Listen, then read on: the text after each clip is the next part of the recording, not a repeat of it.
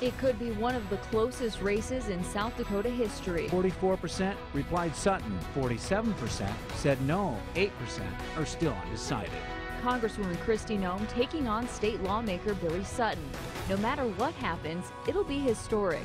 South Dakota could have its first Democratic governor in decades or its first female governor. I want people to come into the country. And as national tensions rise, the U.S. House of Representatives could shift back into Democratic control.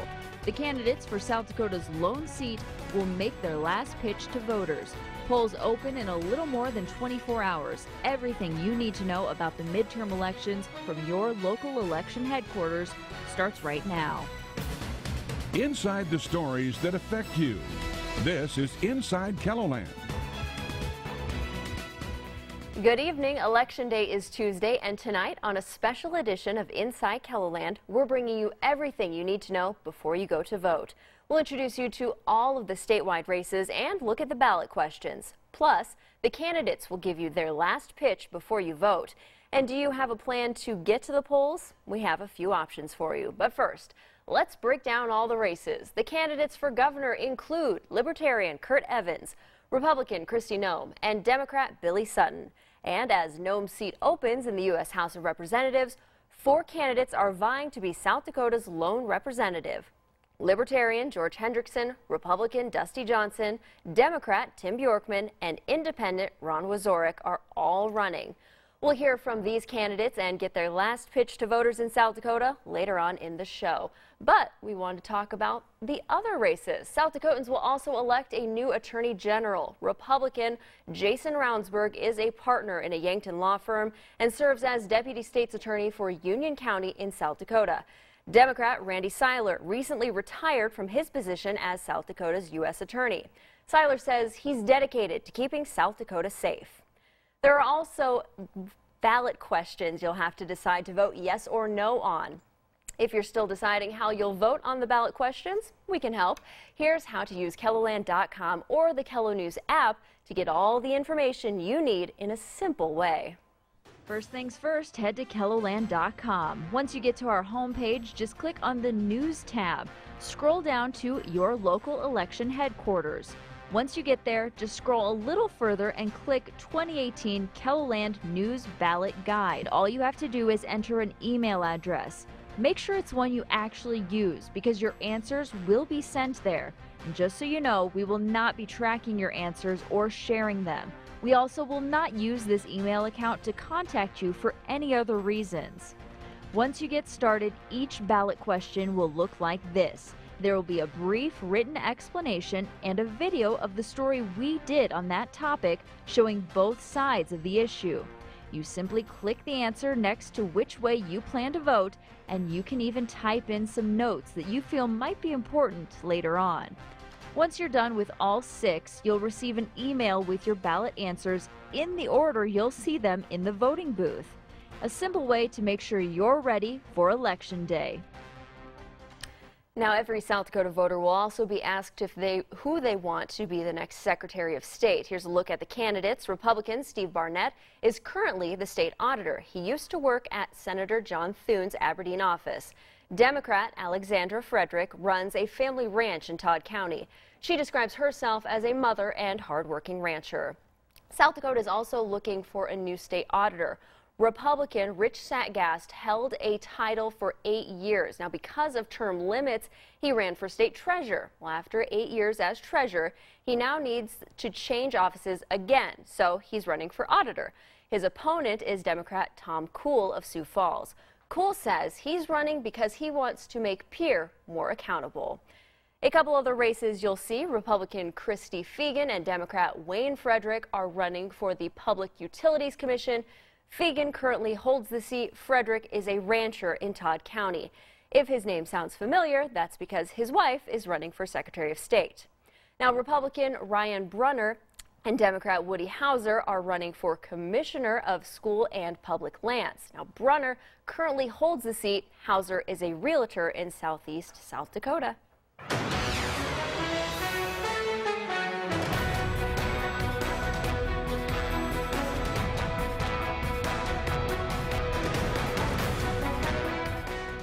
It could be a close night for the race for governor as Republican Kristi Noem and Democrat Billy Sutton are nearly tied in the KELOLAND Media Group Argus Leader Scientific Poll. In fact, it's so close, Vice President Mike Pence is coming to South Dakota to campaign for Noem tomorrow.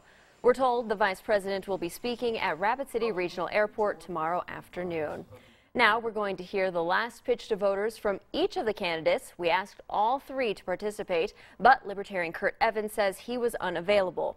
The order of the two candidates for this segment is the order from our gubernatorial debate last month. I think my final pitch is that, I think we live in a country divided. I think we need leaders that are going to bring people together. That's what I've focused on during my time in the legislature, reaching across the aisle to get things done, finding common ground. Because I believe at the end of the day, we have more in common than not as South Dakotans and as Americans. And I think that if we can agree on the same ideals, because I think we do, that if you work hard, you should be able to get ahead. That our kids and our grandkids should have the same or better opportunities that we had. That when ag is strong, South Dakota is strong, and that our state government should be as honest and trustworthy as the people of South Dakota. That we need a governor that is the CEO of the state that has the experience to hit the ground running. I have that experience in business, in farming and ranching, but also running a restaurant, a hunting lodge. I've served in the state legislature in leadership, and now I know how the federal funds impact our state. Ways that we can utilize those funds better, be much more efficient, create new opportunities here in South Dakota. So I'm prepared for this position and ready to work with people to make sure that we have more opportunities for our kids and our grandkids in the future to stay right here in South Dakota and thrive and be successful. I am not a lifetime politician. I work in the private sector. I have for many years as an investment executive, helping people save for retirement, seeing the challenges that Main Street faces every day.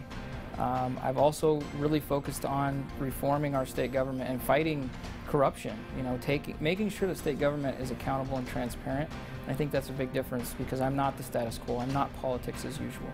I think my background is very unique. We've never had someone that really truly understands how the federal government impacts South Dakota. I've been working and getting results for South Dakota there and representing the state for 8 years.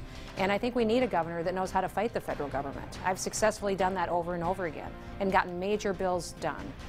Tax reform, a farm bill that had permanent disaster programs in it, making sure that we were pushing back on regulations that would have changed our way of life. And nobody else has that kind of experience, and I know how to do it and do it successfully.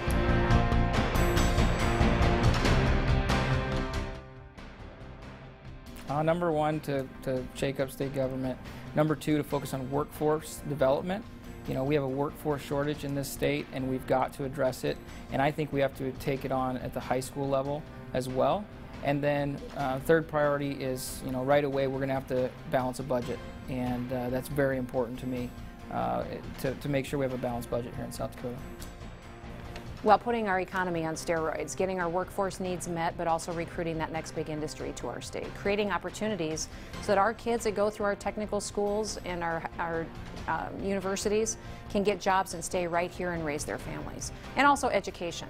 If we're more nimble in education and investing in our kids and our teachers, we'll create a better place where they're prepared for life after high school. So getting technical skills and life skills in middle school and high school will be very helpful in meeting workforce needs and growing our economy.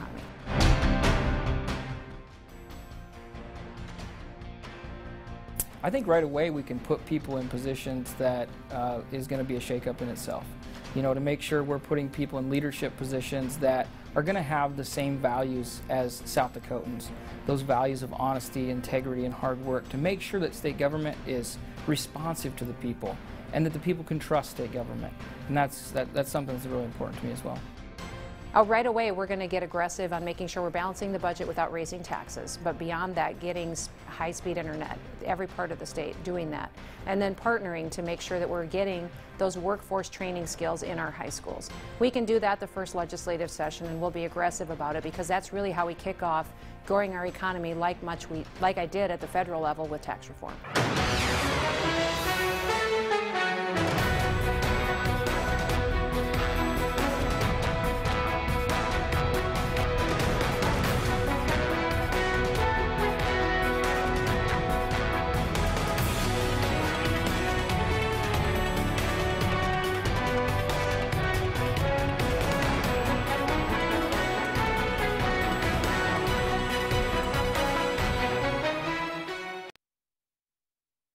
Welcome back. South Dakota's lone seat in the House of Representatives is open as Congresswoman Kristi Noem leaves her position to run for governor.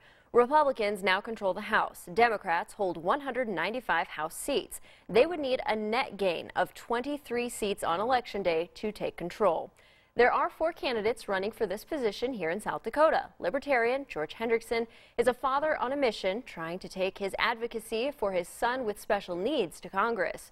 Republican Dusty Johnson is a former PUC commissioner and chief of staff to Governor Dennis Dugard. Democrat Tim Bjorkman is former judge, and independent Ron Wazorek is a 5th-generation farmer. We are introducing you in depth to all 4 in candidate profiles. Johnson, Bjorkman, and Wazorek's can be found at KELOLAND.com. Hendrickson's candidate profile will air tomorrow on KELOLAND News at 5 o'clock. But tonight we're hearing a last pitch from all 4 in the order they appear on the ballot.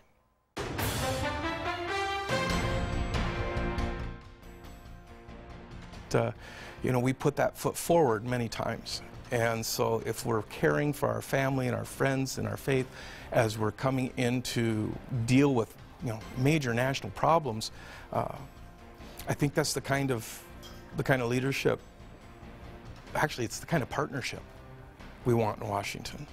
Well, I think most South Dakotans want somebody who knows how to work hard, somebody who's got know-how, and somebody who's willing to build bridges. And I'm not perfect, but I would say if that is the 3 ingredients to being successful in Congress, I'm going to be great at this job, and I just can't ask them enough for them to put their trust in me. I would love to have their vote. We have a lot of good men and women serving in Congress, Sarah. They want to do the right thing, and they're under the control of leadership that are running huge money-raising schemes that they then use to lord it over our congressmen and women, and they control their votes. It's wrong. The only way we're going to change it is to get new leadership there who will reflect more the American spirit of cooperating and working across the aisle. I want to go to be one of those agents. I got working hands, and that's what I want to take to Washington. I want to get something, working hands, I want to get something done up there. I don't want to be a paper pusher. Paper pushing doesn't cut the mustard in my world, and I don't think it cuts the mustard with the working people out here, and they're the backbone of our country.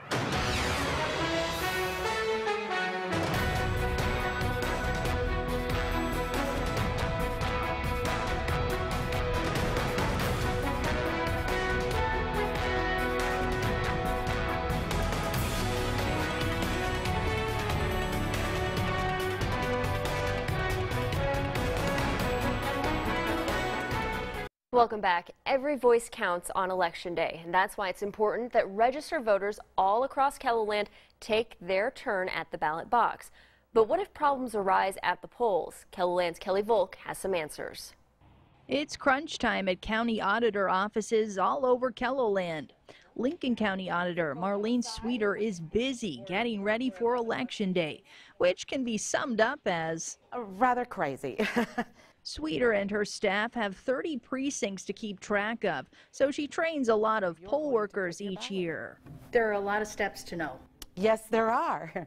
Not only do election workers help you vote, but they can help you address the variety of problems that can arise on Election Day. Typically, a voter may forget their photo ID with them, or they may be at the wrong precinct. Whatever the issue may be, both Krebs and Sweeter say it's important you do not leave the polls until the problem is fixed.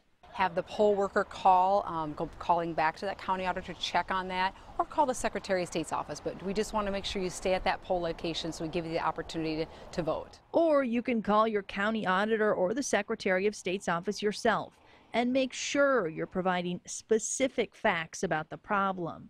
It's important that we find out really what happened and what's going on. Because even during crunch time, it's important to remember everybody has the right to vote. In Canton, Kelly Volk, KELOLAND News. And Krebs reminds voters to bring an ID to the polls. Now, we're once again teaming up with Electionland, and we need your help tracking any problems that might happen at the polls. All you need to do is take out your phone and text VOTE to 81380. We'll text you again on Election Day and ask you how it's going, then bring you up to date on any issues at the polls here in KELOLAND. Now, another group making sure you don't have problems at the polls is the ACLU of South Dakota. Joining me now is Kaden Whitman and Libby Screen. Thank you, ladies. Thanks for having us. So the ACLU has a hotline for Election Day. Who's answering that call and what kind of calls are you getting? Yeah, so this year we've been getting a lot of questions about the voter process. So we've signed up our staff attorney to take phone calls all day on Election Day. We'll start at 7 a.m. We'll end at 8 p.m. And anyone who runs into problems while voting or maybe who has a question about what kind of ID do they need or where do they vote can go ahead and call us and chat with our staff attorney and get the answers they need. Very nice. So what are some of the most common questions they've received in the past? Yeah, so we get a lot of questions about voter ID, of course. You do need a photo ID to vote. However, if you drop your wallet in a sewer grate on Election Day and need to do something about it, you can actually ask the poll worker for a personal identification affidavit, and you sign that and you say, I am who I say I am, and you can cast a regular ballot. Nice. Other issues that we've seen happening are if there are questions about a voter's eligibility. Let's say that voter's name, they think they're registered but they're not showing up on the voter rolls. That's a case where the voter can ask for a provisional ballot. They go ahead and cast that ballot, and then the county will let them know within 13 days whether or not their ballot was counted. So if it was a clerical error and their name was left off and they're eligible, then that vote will count. Wow. And I know you guys also are planning on having some volunteers educating voters at the polls that day. Describe exactly what they'll be doing out there. Yep, so we had such a huge influx in volunteers who wanted to donate their time on Election Day, and we were brainstorming about how we could use their time and their talents. And we are going to have volunteers outside of 2 poll places in District 15, outside the downtown Siouxland Library and also outside downtown at First Lutheran Church, and they are going to have information about knowing your voting rights. We have a pamphlet that we created this year, and it's going to be available in several different languages, and they're also going to have that hotline number that you were talking about earlier available for anybody who needs it. Nice. And why is it important for you guys to have the actual humans there and not just the hotline to call? We think it's really important because we want people to be able to ask questions in real time and actually have a physical pamphlet that they can take with them that can answer the most commonly asked questions. We want people to really feel like they can walk into their polling place empowered and ready to cast the ballot and to know their voting rights. Nice. And I know we talked a little bit about provisional ballots. Explain that again for people who maybe have never heard of this option. Yes, so a provisional ballot is used when there are questions about a voter's eligibility. The most common thing that tends to happen is if the voter rolls don't have the voter's name on them, so the poll worker cannot determine in the moment if that voter is eligible. So they cast a provisional ballot, and those ballots may or may not be counted depending on whether the county can figure out if that voter is eligible. But either way, the county lets you know within 13 days whether or not your ballot was counted. If it wasn't counted, that probably means that your registration was out of date or you thought you were registered and you weren't. So we would suggest that you go ahead and get registered right away so you're ready to go in the next election. Yeah, and I've heard it's good for people with tricky names like mine, BJE, maybe that could be misspelled, so... Exactly. So we think we'd like people to know that they can ask poll workers questions, right? They can call the Secretary of State's office or their county auditor and do a little investigation on their own, so they can try to resolve that issue as much as possible and cast their ballot. Very nice. And I know we talked a little bit, we teased ahead, there are going to be some rides offered to actually get there. Can you guys explain what that's all about? Yeah, absolutely. Like I said, we just have so many volunteers who want to dedicate not only their time but their vehicles to us on Election Day. So we do have drivers that will be giving voters rides starting at 9 a.m. is our first pickup that we just scheduled, and running until 5 p.m. is the last pickup we have scheduled now. We do have drivers who will also be on call all day. So if you need a ride on Election Day, say your car all of a sudden doesn't start, and you really want to go cast your ballot, you can give us a call and we will get a driver out to you. Wow, and what are the parameters of that? So all of the voters that we've scheduled so far are in Sioux Falls. If you are in Brandon or Harrisburg or T, we'll see what we can do for you. Wow, that's awesome. And is ACLU a partisan group? Are these rides for everyone? These rides are absolutely for everyone. Okay. We are a nonpartisan group that works on civil rights such as voting rights. We don't care what your political affiliation is or who you're voting for, and we're not going to tell you who to vote for. We're just going to make sure you know your rights and that you can get to the polls. Very nice. And why, each of you, describe why you guys passionate about these topics this election year? Yeah, well, elections are a huge opportunity for all of us as citizens to really make our voice heard, right? All of our votes are counted equally, and we get to use our voice to influence our government, and that's what democracy is all about. Very nice. I would absolutely agree with Libby. Shortly before coming here today, I actually cast my vote at the county auditor's office. I think that voting is such a fundamental right. I think that everybody should have that right, and that's why we're working so hard to make sure everybody has their information and also has the ability to get to their polling place. And I know we talked a lot about problems and issues. Is that something common that you guys have had to deal with here locally? Not really. You know, we've been doing a few voting rights trainings, and we like to say that we don't want to act as though there are some nefarious poll workers out there, right? Everyone, I think, is acting in good faith and trying to do the best they can, but voters can get misled or discouraged. Voting and election day can be really hectic, so we just want people to have the tools that they need to go cast their ballot, but they probably won't encounter too many problems. Nice. And if the ACLU, are you guys taking any more volunteers to help out on election day? Are you set for now? I will always take more volunteers. Okay. If you call me and want to give me your time, I will find a way to use it. Awesome. And what would be a good contact? On your website, I assume? Yeah, absolutely. You can email us through our website or at southdakota@aclu.org. Awesome. And we'll put all of that information on KELOLAND.com under this. Thank you both so much for joining us. Thank you. Thank you. Now, as we've gone through the races, you may have noticed a pattern. Libertarian candidates are always listed first, followed by Republicans, Democrats, and Independents. Now, there's a reason for that. The Secretary of State held a drawing back in August, and the parties picked the order. The process is required by state law.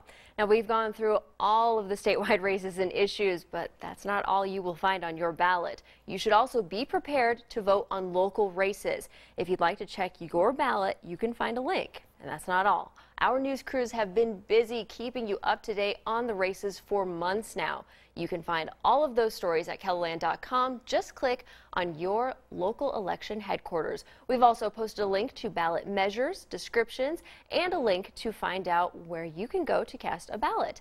And if you missed our KELOLAND News U.S. House or gubernatorial debates, you can also find them online.